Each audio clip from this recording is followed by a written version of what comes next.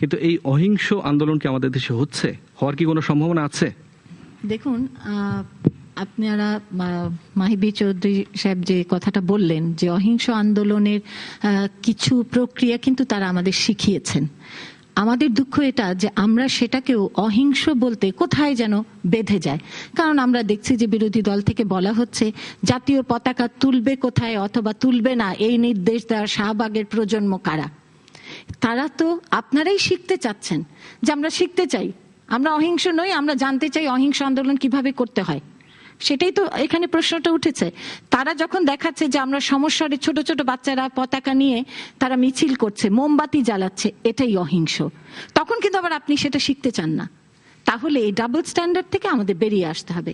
আপনি দেখুন, লক্ষ্য করুন যে একটি প্রেস কনফারেন্স করা হয়েছে, মাননীয় বিরোধী দলীয় নেত্রী করেছেন, এবং সেখানে কয়েকটি শব্দ আমাকে একজন এদেশের নাগরিক হিসেবে আহত করেছে। কারণ আমি কোনো সময় সবসময় মনে করি আমি এদেশের নাগরিক তো প্রথমে, এবং এদেশের নাগরিক এবং আমি একজন আদর্শ নাগরিক যদি হই সেটি আমার একটি পরিচয়। তারপরে আমি সংসদ সদস্য হতে পারি, গৃহিণী হতে পারি, পেশাজীবী হতে পারি, সেটি আমার পরের পরিচয়। সেখানে দেখুন বলা হলো যে পুলিশ যেন গুলি না করে এটি বলা হয়েছে, এবং প্রতিহত না করবার আহ্বান জানানো হয়েছে। তার মানে কি আমরা সবাইকে বলবো, ইভেন পুলিশ বাহিনীকে বা কেউ যদি কোনো দুষ্কৃতকারীর যদি আক্রমণও করে তাহলে কি আমরা তাদের আত্মহত্যা করতে বলবো? কারণ আপনারা দেখেছেন যে বিষয়টি প্রথম দিকে কিন্তু একটা সমালোচনা হয়েছে সরকারে, সেটি কি সরকার কি করছে, পুলিশকে আক্রমণ করছে। 19 জন পুলিশ অফিসারকে কমিউনিটি সেন্টারের ভেতরে ঢুকিয়ে তালা বন্ধ করে আগুন ধরিয়ে দেওয়া হয়েছিল, এবং পরবর্তীতে সেই পুলিশ ফাঁড়ি থেকে লোকজন গিয়ে তাদের উদ্ধার করেছে। তারপরে আবার আরেক জায়গায় যেখানে আমাদের পল্লী বিদ্যুৎ কেন্দ্র, সেইখানে আগুন ধরিয়ে দেওয়া হয়েছে, এবং আমি কোট আনকোট করে বলতে পারি যে সেই ভদ্রলোক বলেছেন যে আমি আমার স্ত্রী এবং আমার সন্তানকে দোতলা থেকে ফেলে দিয়েছি, কারণ নিচে আগুন জ্বলছে, এবং পরে আমি লাফ দিয়েছি। একজন পুলিশ কর্মকর্তা তিনি গলা কাঁপতে কাঁপতে বলছেন যে আমি দেখিয়েছি যে আমার সহকর্মী মৃত্যু নিশ্চিত হবার পরে মাথার ভেতর লোহার খুন্তি ঢুকিয়ে দেওয়া হয়েছে। আমি বলছি আমি একজন মানুষ, একজন পুলিশের মৃত্যু আমার কাছে যতটা মর্মন্তুদ, একটা সাধারণ মানুষের মৃত্যু ততটা মর্মন্তুদ। আমি পুলিশ বাহিনীর মৃত্যু হলে বলবো সেটি হতে পারে, কেন বলবো? তারা আমাদের প্রোটেকশন দেয়, তারা আমাদের বাসায় কোনো ক্রাইম হলে সেটি ইনভেস্টিগেট করে তো, তারা আমাদের উপকার করে, তারা আমাদের জানমালের নিরাপত্তা বিধান করে। তার মৃত্যু আমাকে যেমন কষ্ট দিবে, যদি কোনো অসহায় মানুষ যারা জামাত শিবিরের এই তাণ্ডবের সঙ্গে জড়িত নয়, তারা যদি পুলিশ এই নিজের আত্মরক্ষা করবার সময় যদি গুলিবিদ্ধ হয়ে থাকে, সেটাও আমাকে সমানভাবে আহত করবে। আমি এখানে কোনো আসলে রাজনীতি খুঁজে পাই না, এবং করতে গেলে আমার কাছে মনে হয় যে সেটা অ্যাকচুয়ালি বোধহয় আমাদেরই এক ধরনের সংকীর্ণতা প্রকাশ পাবে। আর ছোট্ট করে আরেকটা জিনিস বলি, যে তো প্রজন্ম চত্বরের কথা বলা হয়েছে। প্রজন্ম চত্বরের একটি স্লোগান শুনেছেন কিনা জানি না, সেখানে বলেছে যে দল যার যার, দেশটা আমার। এটা তো আমাদের স্লোগান, কিন্তু আমরা শুনেছি যে যেই মুহূর্তে আমি গেছি প্রজন্ম চত্বরে, অনেকেই গেছেন, তখন বলা হয়েছে এটি কি আওয়ামী লীগীকরণ করা হচ্ছে। নেভার। আমার আদর্শ তো সেটাই, আমি তো পরে সংসদ সদস্য। আজকে যদি এই ধরনের চেতনা নিয়ে অন্য কেউ যায়, অন্য কোনো মঞ্চ হবে, আমি তো সেখানেও যাব, কারণ আমার ওই পরিচয়টি তো আমার দ্বিতীয় পরিচয়। এবং অহিংস আন্দোলনের কথা বলছেন, আমিও মনে করি কোথাও আসলে আমরা পরস্পরকে বিশ্বাস করতে পারছি না, বিশ্বাসের জায়গাটা তৈরি করতে হবে। এবং একটি কথা বলি, জামাতের সঙ্গে বিশ্বাসের কোনো জায়গা তৈরির সুযোগ নেই, কারণ জামাত বিএনপির ভেতরে থেকে, বিএনপি যখন ক্ষমতাসীন ছিল, প্রত্যেকটি জায়গায় এমনভাবে প্রবেশ করেছে যে প্রকৌশলীকে ছাদ থেকে ফেলে দিয়ে হত্যা করা হয়েছে। সেই প্রকৌশলী কি বুঝতে পেরেছিলেন যে তার সহকর্মী একজন জামাত? নিশ্চয়ই নয়। এইভাবে সিড যেমন করে প্লান্ট করা হয়, তেমনি প্রত্যেকটি ইনস্টিটিউশনে, প্রত্যেকটি জায়গায় জামাতকে প্লান্ট করা হয়েছে। ধন্যবাদ। আপনার কাছে আবার আসবো। জনাব আন্দালিব রহমান পার্থ, আপনি আস্তে আসছি আমি। আপনাকে ধন্যবাদ। আসলে আপনার যে টপিকটা ছিল সংকটে রাজনীতি আর উত্তরণের উপায় কি, ঠিক যেমন বাংলাদেশে রাজনীতি চলে ঠিক তেমনই 5 মিনিটের মধ্যে দেখেন আমাদের টেবিলটা কিন্তু পলিটিসাইজ হয়ে গেল। বিকজ আপনি যদি প্রশ্নটাতে ফোকাস করেন, it doesn't talk about any particular party আর এনি পার্টিকুলার প্রবলেম। আমি একটু কারেক্ট করি আপনাকে। আপনার যে টেলিভিশন ক্লিপটা ছিল সেই ক্লিপটা অ্যাকচুয়ালি আপনার এই টপিকের সাথে ম্যাচ করে নাই, বিকজ এটার মধ্যে দেওয়া উচিত ছিল পুলিশ কিভাবে কাস্টাডিতে নেয়ার পর মানুষ মারছে, যেভাবে জামাত শিবির গাড়ি ভাঙছে, কিভাবে মিডিয়াকে পিটানো হচ্ছে, কিভাবে মিডিয়া কিছু কিছু মিডিয়া এক পক্ষ নিউজ করছে, এবং কিভাবে তরুণ প্রজন্ম দাঁড়াচ্ছে, আবার কিছুদিন পর কিভাবে তাদের উপরে পলিটিক্যাল পার্টিরা কাঁঠাল ভেঙে খেয়ে ফেলছে। তাহলে একটা সম্পূর্ণ আইডিয়াটা চলে আসতো যে সাধারণ মানুষ চেষ্টা করছে, কিন্তু যেহেতু আমরা পলিটিশিয়ানরা এমন যে তাদেরকে আমরা সাধারণ থাকতে দেই না। কারণ দেখুন, আপনি টু বি কোয়াইট অনেস্ট, এখানে দর্শক দেখছেন, সবাই দেখছেন, রাজনীতিটা হলো মাইন্ডসেট। ওই যে ভাই কনস্টিটিউশনটা নিয়ে আসছে, কোনো দাম নাই, সরে রাখেন। Because you know why? Because democracy is here, your mindset. Peaceful transfer of পাওয়ারে আমি যতক্ষণ বিশ্বাস না করব, ডেমোক্রেসি আসবে না। শান্তিপূর্ণভাবে ক্ষমতা হস্তান্তর প্রক্রিয়াতে আমার বিশ্বাস করতে হবে। একটু গোড়ায় চিন্তা করে দেখুন, আজকে যাই হচ্ছে ক্ষমতা যাওয়ার জন্য বা ক্ষমতায় থাকার জন্য, এর বাইরে কিন্তু আর কিছুই হচ্ছে না। তো সুতরাং গলতটা কিন্তু গোড়াতে। আমি তারানা আপার কথা কাউন্টার করবো না, জাস্ট আমি একটু বলি, শাহবাগের কথা যেটা বললেন যে হ্যাঁ পতাকা উঠাতেই পারে, বলতেই পারে যদি জনগণ হয়, কিন্তু কষ্টটা লাগে তারানা আপা কোথায় দেখেন, যখন এডুকেশন মিনিস্টার লিস্ট করে কে কে পতাকা উঠালো না, because then Shahbag becomes a executive power. Shahbag বলতেই পারে যে এই চেতনায় সবাই পতাকা উঠাও, কিন্তু কেউ যদি ভুলে পতাকা না উঠায়, যখন লিস্ট করে মন্ত্রী যে কে কে উঠালো না আমি তাদের লিস্ট করছি, তখন আমাদের কাছে কেন জানি মনে হচ্ছে is a void dire, is a government within a government. But anyways, আমি ওটাতে যাচ্ছি না, আমি বড়টাতে যাচ্ছি যে আসলে কি আমরা এখানে যারা নিউ জেনারেশন বসে আছি, আমাদের প্রত্যেকের এই বিশ্বাসে আসতে হবে। অফকোর্স ভুল ত্রুটি থাকবে, পলিটিক্সের জায়গা থাকবে, বাট সাধারণ মানুষকে নিয়ে ইনাফ পলিটিক্স করা হয়েছে। তরুণ প্রজন্ম যখন এসেছিল, আমি দেশে ছিলাম না, আমি বিদেশে ছিলাম, অনেকের সাথে যোগাযোগ করেছি, আমিও খুশি হয়েছিলাম, বিকজ মুক্তিযুদ্ধ, আমি এইমাত্র 18 দলীয় মিটিং থেকে আসলাম, আমি এখানে এসে বলছি আমি যুদ্ধাপরাধের বিচার চাই, বাট আমার স্ট্যান্ডার্ড চাই। আমি চাই যাতে, আমি আগেও বলেছি যে where is doctor Kamal, where is Amirul Islam, where is the top lawyers of Bangladesh. হ্যাঁ, কেন এটাকে প্রশ্নবিদ্ধ করা হচ্ছে? কেন মাননীয় প্রধানমন্ত্রী পার্লামেন্টে দাঁড়িয়ে বলবেন? এমনি হতো কেন প্রশ্নবিদ্ধটা করা, হয়তো এমনি ফাঁসি হতো, কেন দাঁড়িয়ে বলবেন যে জনগণের কথা নেওয়া হোক? বিকজ রুলস অফ পার্লামেন্ট বলে that sub judice matter, you can't talk. তো এই যে ছোট ছোট ইমোশনাল হোক, আবেগে হোক, যেভাবেই হোক আমরা বলে ফেলি, আমরা পুরো জিনিসটাকে কোয়েশ্চেনেবল করছি। তা আমি একটু সময় নিয়ে আপনার কাছে আমি বলছি যে জিনিসটা, যে আমি এতটুকু বলবো যে আমরা, আমাদের যারা নীতি নির্ধারকরা, আমার যারা টপ লেভেলের নেতারা, তারা যদি, ওনারা যদি একটু গণতান্ত্রিক চিন্তা চেতনা বিল্ড আপ হয়, তাহলে Bangladesh is the best country. বাংলাদেশের মতো ভালো দেশ আর কোথাও পাওয়া যাবে না। ধন্যবাদ। আপনার কাছে আবার আসবো আমরা দ্বিতীয় রাউন্ডে। শাহরিয়ার আলম। ধন্যবাদ লুৎফর ভাই। আমি শুরুতে, আপনি অনুষ্ঠানের শুরুতে যেটা করেছিলেন, আমি বিশেষ করে উত্তরবঙ্গের সন্তান হিসেবে মোহাম্মদ আব্দুল জলিল মুক্তিযুদ্ধের অন্যতম সংগঠক এবং অনেক দুর্দিনে, বাংলাদেশ আওয়ামী লীগের দুর্দিনের বেশিরভাগ সময়ে এই দলটির বিভিন্ন পর্যায়ে নেতৃত্ব দিয়েছেন। আমি তার আত্মার মাগফিরাত কামনা করছি এবং তাকে গভীর শ্রদ্ধা ভরে স্মরণ করছি। আমি এর আগের বক্তা পার্থ যেটি বললেন যে sub judice matter you can talk in parliament, that's totally wrong. পার্লামেন্টকে আপনাকে ইমিউনিটি দেওয়া হয়েছে, পার্লামেন্টের ভেতরে আপনি যে আলোচনাই করবেন সেটা বাইরে কোর্ট হতে পারবে না বা রেফারেন্স হিসেবে আসবে না, এবং মানে এর পরিষ্কারভাবে বলা আছে যেটা, আমি একটু বলি না, আপনি বলেন, আমি বলি, আমি অনুষ্ঠানের পর আপনাকে রুলস অফ প্রসিজার দেখি। জি প্লিজ। আর আমি আরেকটু উদাহরণ দিয়ে দেই, আমার যদি ভালো তো রুলস অফ প্রসিজারটা এখানে থাকতো, আমি এক্স্যাক্টলি সেটা কোট করে, আমি একটু বলি, জি প্লিজ উনি বলবেন, আমি সেই ধারা কোট করে, আপনারা জানেন যে কিছুদিন আগে এই সংকট হয়েছিল সড়ক ভবনের অবস্থান নিয়ে, আমি নিজেই সেই আলোচনাটি উত্থাপন করেছিলাম সেই সুযোগটি নিয়ে, কারণ পার্লামেন্ট আমাকে সেই দায় মুক্তি দিয়েছে, আমাকে সেই শক্তিটি দিয়েছে। যাই হোক, আজকে যে বিষয় নিয়ে আলোচনা, সংঘাত, সংকটের রাজনীতি এবং উত্তরণের উপায়। আসলে সমস্যাটি হচ্ছে কি, মাহি যেটা বললেন যে শাহবাগ দুটো খুব ভালো কাজ করেছেন, শাহবাগ তৃতীয় একটি কাজ করেছেন যেটি শাহবাগ বলছেন না, সেটি হলো শাহবাগ আজকে সকলের মুখোশ উন্মোচন করে দিয়েছে। সত্যিকার অর্থে কারা যুদ্ধাপরাধীদের বিচার চায়, সত্যিকার অর্থে কারা মানবতা বিরোধীদের, মুক্তিযুদ্ধের সময়কার অপকর্মের বিচার চায়, কারা পক্ষে রয়েছেন কারা বিপক্ষে রয়েছেন, শাহবাগ এটা সকলকে বিভক্ত করে দিয়েছে। এই বিভক্তিটা কোনো খারাপ সেন্সে নয়, আমাদের দেশে স্বাধীনতার 42 বছরের পরে হলেও আজকে এই সীমারেখাটি পরিষ্কার হয়ে গেছে এবং খুব স্বাভাবিকভাবে 18 দলীয় জোট এটার বিপক্ষে রয়েছেন, তারা তার অবস্থান থেকে বিভিন্ন সময় পরিষ্কার করেছেন। 5 তারিখে শাহবাগ প্রতিষ্ঠিত হয়েছে, 11 তারিখে ম্যাডাম খালেদা জিয়া না পেরে একটি বক্তব্য দিয়েছেন। ইনসাইডাররা বলেন যে 11 তারিখের সেই বক্তব্য বিবৃতিটাও অনেক কঠিন ছিল তার জন্য দেওয়া, কারণ তারই দলের একাধিক ব্যক্তি যুদ্ধাপরাধী বিচারাধীন রয়েছেন। কিন্তু তারও পরবর্তীতে সিঙ্গাপুর থেকে ফিরে এসে এবং আজকেও বা এ পর্যন্ত জামাতের হরতালে যেভাবে সমর্থন দিয়ে যাচ্ছে, সেটা থেকে একদম পরিষ্কার হয়ে গেছে যে বিএনপি এবং 18 দলীয় জোটে যত রাজনৈতিক দল রয়েছে সকল রাজনৈতিক দল জামাতের পক্ষে নেমেছেন।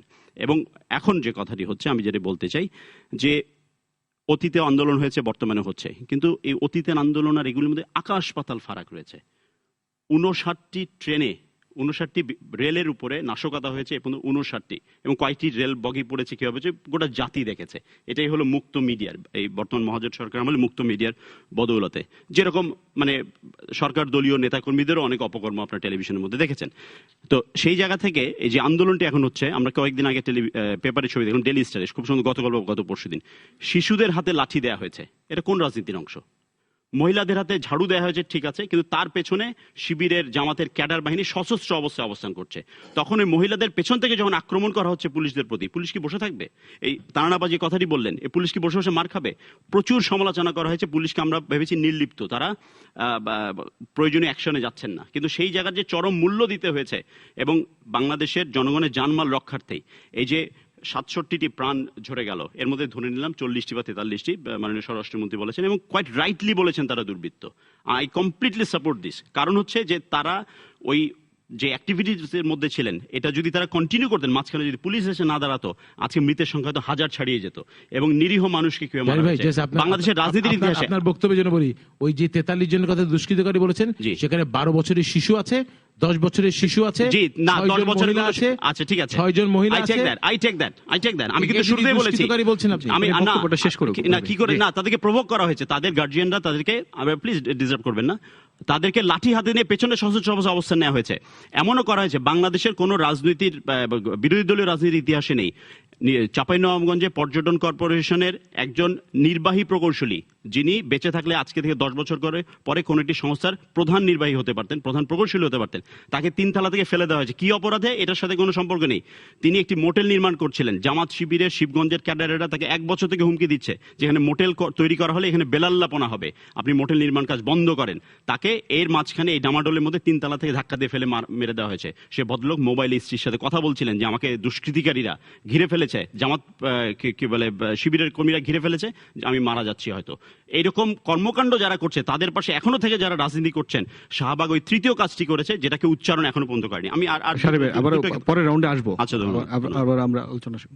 জি এনিওয়ে প্লিজ। জি ধন্যবাদ। আমি প্রথমেই আব্দুল জলিল সাহেবের আত্মার মাগফিরাত কামনা করছি। পাশাপাশি গত 2 সপ্তাহে দেশে আসলে 67 বলা ঠিক হবে না, 100-এর উপরে লোক নির্বিচারে হত্যা হয়েছে। এদেরকে আমি মানুষ বলবো। এখানে পুলিশ, শিশু, রাজনৈতিক কর্মী, নাগরিক, মহিলা, বৃদ্ধা অনেকেই ছিলেন। তাদের আত্মারও আমি মাগফিরাত কামনা করছি। আমাদের আগামীকালকে একটা কর্মসূচি আছে, সকাল সন্ধ্যা হরতাল। দেশবাসীর প্রতি আমি এই আহ্বান জানাচ্ছি আগামীকালের হরতাল সফল এবং সাফল্যমণ্ডিত করার জন্য। আমার বক্তব্য অত্যন্ত পরিষ্কার, আমি কোনো আর্গুমেন্টে যাচ্ছি না। দেখেন, গতকালকে আমাদের মাননীয় স্বরাষ্ট্রমন্ত্রী উনি পার্লামেন্টে একটা বিবৃতি দিয়েছেন। উনি খুব স্পষ্টভাবে বলেছেন যে পুলিশের ভূমিকা প্রশংসনীয়। তো আমাদের দেশে সমসাময়িক যে গণহত্যা হলো, এটা যদি প্রশংসনীয় হয় তাহলে এটা অবশ্যই প্রশ্নবিদ্ধ। এ কথা বলার কোনো সুযোগ আছে বলে আমি মনে করছি না। আর দেখুন, জাতীয় সঙ্গীত, তারপরে জাতীয় পতাকা, এটার জন্য একটা সাংবিধানিক আইন আছে। আমি শাহবাগের যে প্রজন্ম, এটা পক্ষীয় প্রজন্ম এবং এটা আজকে খুবই ওপেন এবং দেশবাসীও জানে এবং এই দেশের তরুণ সমাজও জানে যে এটা একটা আওয়ামী গণনার সেই প্রজন্ম। তো তারা সেখানে আপনার কাছে সম্ভবত একজন দর্শক একজন প্রশ্ন আছে, আমরা প্রশ্নটা একটু নিয়ে নিই। জি দর্শক, আপনি কি আমাদের সঙ্গে আছেন? জি দর্শক। জি জি, আসসালামু আলাইকুম। ওয়ালাইকুম আসসালাম, আপনি প্রশ্নটি করুন। জি, আমি প্রশ্ন করতে যাচ্ছি যে শাহবাগে আন্দোলন হচ্ছে, শাহবাগে সব যুদ্ধবিরোধী বিচার আমরাও চাই, যুদ্ধবিরোধীদের বিচার শাহবাগে শুধু কেন জামাতের এবং বিএনপিদের বিচারের কথাই বলা হচ্ছে, সেখানে আওয়ামী লীগ বা অন্যান্য যাদের যুদ্ধাপরাধীর বিরুদ্ধে অভিযোগ আছে তাদের। জি বুঝতে পেরেছি আমরা। জি ধন্যবাদ।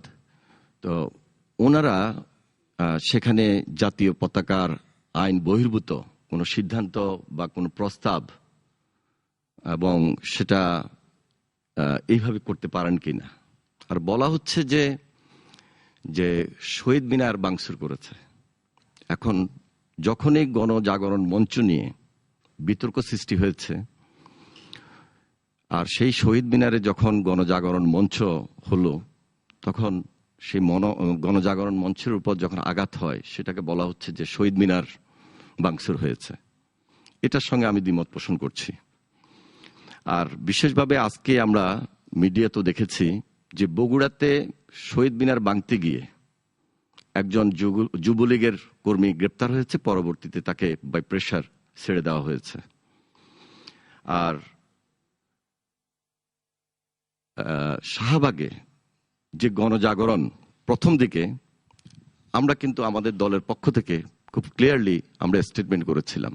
আমরা বলেছি যে তাদের উচ্ছ্বাসকে আমরা সাধুবাদ জানাই, কিন্তু তাদের আন্দোলনের সঙ্গে আমরা একমত পোষণ করি নাই। আপনি দেখেন যে শাহবাগে সেখানে 4 দিনের মাথায় যে ধরনের বক্তব্যগুলো এসেছে, যার কারণে আমি বললাম যে এটা একটা ঘরনার, এবং কারা সেখানে ডিকটেট করছে, কারা সেখানে মঞ্চে আছে, সেটা নিয়ে আমরা প্রশ্ন তুলেছি। এবং আজকে সেটা প্রমাণ হয়েছে যে দিন দিন শাহবাগে সেখানে সেই প্রথম 1 দিন 2 দিন যে একটা জাগরণ ছিল, সেটা সেই শাহবাগের মধ্যে আছে কিনা। আর জামাত ইসলামী নিয়ে আমাদের পার্টির স্ট্যান্ড খুবই ক্লিয়ার। আমরা জোট করেছি। ভাই, শুরুতে যখন এই শাহবাগের আন্দোলনটা শুরু হলো, তখন কেন আপনাদের পার্টি থেকে মানে যেহেতু আপনারা এই দাবির সঙ্গে একমত, সেক্ষেত্রে আপনারা কেন সংহতি প্রকাশ করলেন? উচ্ছ্বাসকে ধারণ করেছি, এখনো ধারণ করি। আমরা সেখান থেকে বলা হয়েছিল 82 থেকে 90-র ছাত্র আন্দোলনে যে নেতৃত্ব আমরা দিয়েছিলাম ঢাকা বিশ্ববিদ্যালয় থেকে, তাদেরকে সেখানে আহ্বান করেছিলেন। সেখানে এই আহ্বানের পর 3 থেকে 4 দিনের মাথায় আমরা যারা সেই আন্দোলনের সঙ্গে জড়িত ছিলাম, 90-র মুভমেন্টে, 80-র দশকের ছাত্র নেতৃত্ব, আমরা নিজেরা বসেছিলাম যে এই মুহূর্তে তাদের সেই প্রস্তাবটুকু নিয়ে আমরা আলাপ আলোচনা করতে পারি। আমি যখন টেলিফোন করলাম শাহবাগের নেতৃবৃন্দর কাছে যে আপনাদের বক্তব্য কি, আহ্বানটা কি, আপনারা এখানে আইসেন না, আপনারা আসলে এখানে ঝামেলা হবে। এবং এই কথাটুকু আমি সরাসরি জিজ্ঞেস করেছিলাম শাহবাগে যারা সেখানে নেতৃত্ব দিয়েছিলেন, তাদের সঙ্গে আমার কথা হয়েছে। তার মধ্যে অঞ্জন রায় সহ আরো অনেক 2-1 ছিলেন। আমাদের আসবো আপনার কাছে। আমি একটু বলে নিচ্ছি, কারণ আমার টাইমটা তো আপনি প্রশ্ন করতে গিয়ে সেখানে নেওয়া হয়েছে, যার কারণে আমি বলছি। আমাদের নেত্রী এই বক্তব্যটুকু জাতির সামনে দিয়েছেন সংবাদ সম্মেলনে। এই বক্তব্যের মধ্যে কোথাও আপনি দেখাতে পারবেন না যে যুদ্ধ অপরাধীদেরকে রক্ষা করার জন্য তিনি বলেছেন, কোথাও নাই। তিনি জাতিকে একটা মেসেজ দিয়েছেন, এবং সেখানে অনেকগুলো মেসেজ আছে। সেখানে তিনি এটি উনি জনসভায় বলেছিলেন সিলেটের রাজশাহীতে, টেলিভিশন ফুটেজ রয়েছে। আমি সংবাদ সম্মেলন কথা বলছি, সংবাদ সম্মেলন কথা। তাহলে তো ওই ধরনের বক্তব্য যদি দেন, 86 সনে আপনারাও জামাতের সঙ্গে আন্দোলন করেছেন, 96ও আন্দোলন করেছেন। হ্যাঁ, তো সুতরাং আমি সে আর্গুমেন্টে যাচ্ছি না। এরকম অনেক কিছু আছে। এবং একজন প্রশ্নকর্তা যিনি বলেছেন যে যুদ্ধ অপরাধী আজকে জামাতে তো আছেই, যুদ্ধ অপরাধীদের সহযোগী, নট যুদ্ধ অপরাধী, মানবতা বিরোধী যে বিচার করছেন, সেটা বিএনপিরও কয়েকজন গ্রেপ্তার, বিএনপিরও সেখানে সালাউদ্দিন কাদের চৌধুরী গ্রেপ্তারকৃত অবস্থায় আছেন। এবং উনি প্রশ্ন করেছেন যে আওয়ামী লীগের মধ্যে যারা যুদ্ধ অপরাধী বা তাদের সহযোগী আছে, তাদেরকে ফাইন্ড আউট করে সেই বিচার নেবেন কিনা। তো এটাও ভেরি ক্লিয়ার যে তাই করা উচিত। এই আলোচনাটা সেজন্য এই আমি আলোচনাটা আমরা পরে আমাদের করব। মাননীয় চেয়ারপারসনের বক্তব্যটার মধ্যে আমি যেতে বলছি, তিনি সেখানে বলছেন যে ইসলাম এবং স্বাধীনতার মধ্যে কোনো বিরোধ নাই। এটা পুরো জাতি শাহবাগের শুনেছে। শাহবাগের আন্দোলন আমরা নিয়ে আরো অনেক কখন আলোচনা বিতর্ক করব, দেখা কিন্তু দিল? আমাদের আরো দুইজন অতিথি শাহবাগের আছে। আন্দোলন নিয়ে জি। কখন বিতর্ক দেখা দিল? শাহবাগের আন্দোলন নিয়ে কিন্তু জামাত কিন্তু ফার্স্টে হরতাল দেয় নাই। ফার্স্টে হরতাল দিছে বাংলাদেশের ওলামায়ে মাশায়েখ। আমরা একটু বড় পরিসরে চলে যাচ্ছি, আমরা আরো আলোচনা করব। ব্লগাররা যখন আমাদের ইসলামের নিয়ে আমাদের কটূক্তি বিরতি করেছে, সময় হয়ে তখনই যাচ্ছে, কিন্তু আমাদের আরো শুক্রবার। দুজন অতিথি আছেন, আমরা এবং তাদের সঙ্গে সেখানে তাদের বক্তব্যটা শুনি, তারপরে আমরা আবার তাদের উপর যখন এই সেন্টিমেন্টটা চলে আসতো তখন তারা হরতাল দিয়েছেন, এবং সেই হরতালে কক্সবাজার বলেন, মানিকগঞ্জে বলেন, কতজন হরতাল জি হয়েছে। জি জি প্লিজ। জি জনাব, ওনাকে দিয়ে আমি বিরতিতে যাব, আপনি বলেন প্লিজ। জনাব জুনায়েদ সাকি। সবাইকে শুভেচ্ছা জানিয়ে শুরু করছি। বিষয় হচ্ছে আজকে সংঘাত, সহিংসতার রাজনীতি এবং উত্তরণের উপায়। একটা বড় প্রেক্ষাপট যেটা দেখানো হয়েছে, এটা নতুন কিছু নয়, যদিও এই সাম্প্রতিক ঘটনাবলীর মধ্যে নতুন একটা উপাদানও আছে এবং সে নিয়েও আলোচনা ইতিমধ্যে চলে এসছে। যুদ্ধাপরাধীদের বিচার, জামাতে ইসলামী এই বিচার বানচাল করার তৎপরতা, এবং বাংলাদেশে তাদের রাজনীতি করার অধিকার আছে কি নেই সেই প্রশ্নটি সামনে এসছে। যে সহিংসতা এবং যে সংঘর্ষের রাজনীতিটা এখানে প্রতিফলিত হয়েছে, আমি বলবো যে এটা আমার দলগত অবস্থান থেকে যেটা বলবো যে এটা বাংলাদেশের শাসক শ্রেণীর রাজনীতির তাদের যে মৌলিক বৈশিষ্ট্যগুলো তারই একটা প্রকাশ আমরা এখানে দেখতে পাচ্ছি। এই বিষয়টি আমি পরে আবার ব্যাখ্যা করব, কিন্তু যে শাহবাগের প্রশ্নটা এখানে এসছে, আমি শাহবাগ সম্পর্কে কয়েকটি কথা বলতে পারবো। এই আলোচনা শুরুর আগেই আমি জনাব মাহিবী চৌধুরীর সাথে আলোচনা করছিলাম যে আজকে আমি শাহবাগের অন্তরাত্মা কি বলতে চাইছে সেইটা বলার চেষ্টা করব। শাহবাগ স্পষ্টভাবেই 6টি দাবি উত্থাপন করেছে। যুদ্ধাপরাধীদের সর্বোচ্চ শাস্তি নিশ্চিত করা, জামাতে ইসলামী যারা 71 সালে মুক্তিযুদ্ধের বিরোধিতা করেছে, গণহত্যায় অংশ নিয়েছে, জামাত ইসলামী সহ এই ধরনের সাম্প্রদায়িক দলগুলোকে নিষিদ্ধ করা, এবং আরো 4টি দাবি তার সাথে সঙ্গতিপূর্ণ। কিন্তু শাহবাগের এই যেটা উচ্চারণ, তার পেছনে কিন্তু আরো অনেক অনুচ্চারিত কথা আছে। সেই কথাটা খুবই স্পষ্ট। 42 বছর ধরে বাংলাদেশ মুক্তিযুদ্ধের যে প্রতিশ্রুতি, সেই প্রতিশ্রুতিতে চলতে পারেনি। মুক্তিযুদ্ধের মধ্য দিয়ে মানুষের যে স্বপ্ন তৈরি হয়েছিল, 42 বছরে সে স্বপ্ন সত্যে পরিণত হয়নি। এবং এই যে স্বপ্নে সত্যে পরিণত হলো না, এর দায় কার? শাহবাগ কিন্তু কোন দলের পারপাস সার্ভ করার জন্য দাঁড়ায়নি। শাহবাগে যারা এসছেন তাদের স্লোগান খেয়াল করে দেখবেন, 71 সালের স্লোগানগুলোকে তারা রিক্লেম করছেন, তারা নতুন করে সামনে নিয়ে আসছেন, এবং তারা 71 সালের মুক্তিযুদ্ধটাকে দলের ঊর্ধ্বে নিয়ে গিয়ে সার্বিক যে জাতীয় মুক্তির সংগ্রাম ছিল সেই জায়গা থেকে দেখার চেষ্টা করছেন। আমরা যদি এভাবে দেখতে না পারি, আমরা যদি এভাবে শাহবাগের আওয়াজকে শুনতে না পারি, আমরা ভুল করব। এবং বাংলাদেশের বর্তমান তরুণরা কি ভাবছে সেই ভাবনা থেকে আমরা সরে যাব। রাজনৈতিক দলগুলো এই আওয়াজ শুনতে পাচ্ছে কিনা সেটা তাদের দায়িত্বের মধ্যে পড়ে। যারা এই আওয়াজ শুনতে পারবেন না, তারা বাংলাদেশের আগামী রাজনীতিতে তাদের অবস্থান কোথায় হবে এটা ভবিষ্যৎ বলবে।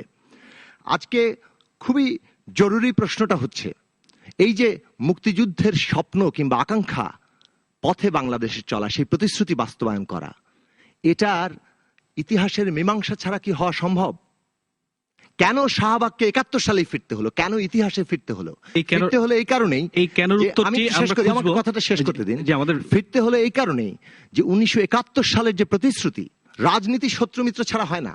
যেমন একটু আগে জনাব আন্দোলিব পার্থ বলেছিলেন যে আমরা এই আলোচনার মধ্যে, আপনার এই মিনিটের মধ্যে আমি শেষ করছি, আমরা এই আলোচনার মধ্যে দ্রুত, আমাদের আসলে বিরতির সময় হয়ে গেছে, আমরা এই কেন উত্তরগুলো খুঁজবো আপনাকে দিয়েই শুরু করব বিরতির পরে। যে দর্শক দেখছেন গোল টেবিল আলোচনা, নিচ্ছে একটি ছোট্ট বিরতি, আশা করি ফিরে আপনাদের সঙ্গেই পাবো।